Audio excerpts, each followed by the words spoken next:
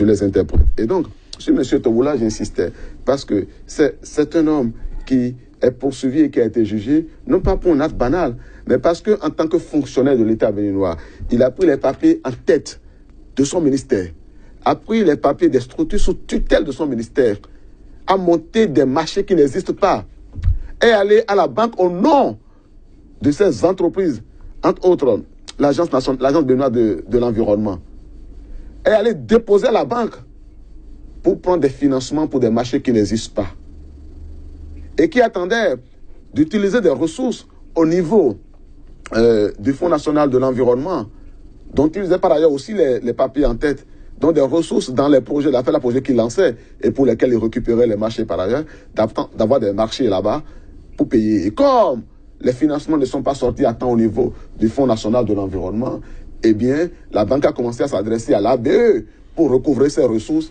et on s'est rendu compte qu'un tel marché n'existait pas. C'est 2015. Et je me rappelle quand on l'avait arrêté, on l'avait conduit au tribunal de Cotonou. Eh bien, il était en train, pardon, ne me laissez pas ici, moi aussi j'ai une famille. Ça s'est passé à la BEF là. D'abord avant le tribunal et au tribunal. Eh bien, il a été condamné.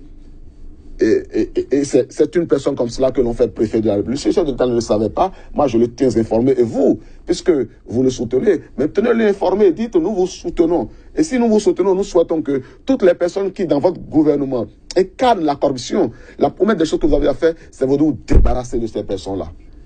Et enfin... Pour donner plus de crédit. Voilà.